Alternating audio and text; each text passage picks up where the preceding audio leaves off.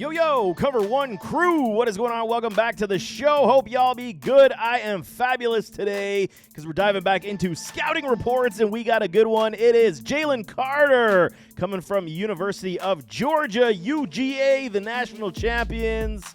He is pegged to be one of the best prospects in this NFL draft in 2023, and I definitely got some positive things to say about this big man, this game wrecker. But first, hit that like button, hit that subscribe button for me. Do me that favor. Let's grow this channel that much more. Truly appreciate all the support. And if you haven't seen thus far, go check out all the other scouting reports I have done so far on these players as we get closer to this NFL draft, because it is coming. I'm excited. You should be too. So let's dive into Jalen Carter, who could be an on-field defensive wrecker. I won't sugarcoat the fact that it is a little bit easier to dissect film study when it is on top talented prospects entering the NFL draft, but Jalen Carter is one of those. Gentlemen, let's dive into those measurables. He is 6'3", 310 pounds. He is only 21 years of age, played in 35 contests, 83 total tackles, 18.5 tackles for loss, which is nice, what you want to see. A field disruptor, no kidding about that. Sacks, he's got 3,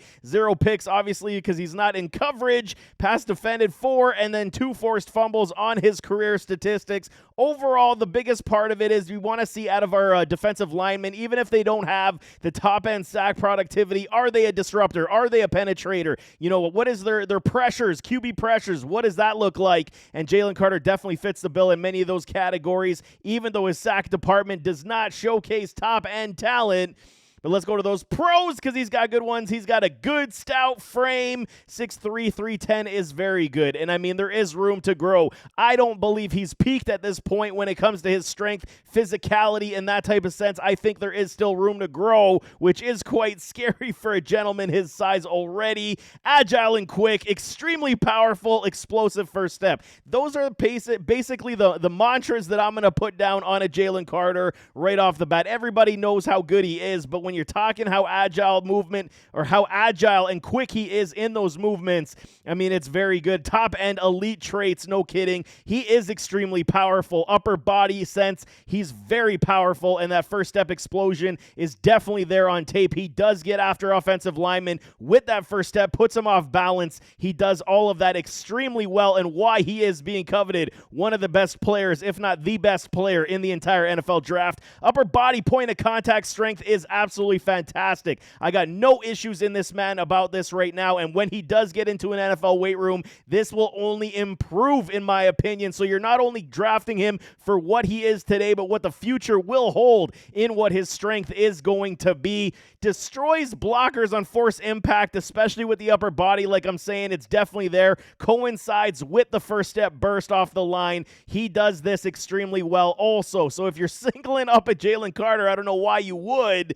He's absolutely going to wreck some offensive linemen. Even in the NFL, he's going to do a lot of damage. Power swim move is great on this man. I mean, again, the point of contact, swims around, gets penetration, gets after the quarterback to at least make some plays in the backfield, whether or not he's getting the sack or his other teammates are coming in to finish off the business that he's already set up. Jalen Carter does that very well. Active hands, I mean, he's able to toss defenders. He's got that long reach, so he is very capable in the run game as well. He's going to stifle these running backs to make a secondary move. How many times we see him in the backfield making penetrated plays equals the 18.5 tackles for loss. He does this very consistently. It's not like a one-off here and there. He does penetrate the line a lot, and I think especially if he gets on a club that does have very viable edge rushing presences, he's going to be a massive piece in the middle to clog up those double teams. Extremely versatile. You can move him across the line. He plays all over the place if called upon. Success is going to be determined, obviously, likely more inside, but he can be moved around to scheme up your defensive plays that much better. He is going to be versatile in that sense where you can utilize him on other parts of above the line, and that is a big positive for me. Versatility in any player is very good. Point of contact, run stuffer, good tackler. I got plus grades a lot. So I've seen some people that don't agree, and that's okay. I think he's very good in this department, and where we are today, like I said, he has not hit his peak. He has not hit his ceiling, and I think that there will be room to grow for a Jalen Carter, which is scary, no kidding, but he is definitely good as a run stuffer and will be a good point of contact player when you are trying to stuff the run. True inside anchor, he's going to help the entire line. I mean, I don't have any qualms on this one either. I think you install a Jalen Carter day one, he's going to be an instant help for a defensive front. Is he like an Ndamukong Suh? I'll get to that in the cons, but I mean, we can talk about how good of a player is. We talked about the other UGA prospect that went to the Eagles last year. His name fades me right now, but the big boy, and I mean, he took some time to, get on the field snaps, but he played extremely well. Jalen Carter should be that much better in the pros. Moves double teams laterally pretty well. I mean, there is some cons on that also, but he does move the double teams enough to get his linebackers, to get other defensive players to round out and do the, stunts and moves in that respect. He does the double teams pretty well. I mean, sometimes he will get locked up, but he does it pretty well. He dominated even with all the losses UGA saw on the defensive front, on the defensive side of the ball in general. He played very well, and you can't hate what he did. He basically took the leadership role on this defense, and he ran with it, and he played extremely well as a defensive line talent. He does get plus grades in that respect for me, but for some cons, they got him. All elite talents do got him, but these aren't, necessarily huge, glaring cons. They are nitpicky, some of them. He doesn't have the top-end sack productivity like an Ndamukong Suh. I think that's kind of the bar we're setting for interior defensive linemen, and I mean, okay, 6 sacks is not a lot. I'm not going to, sugarcoat that whatsoever, but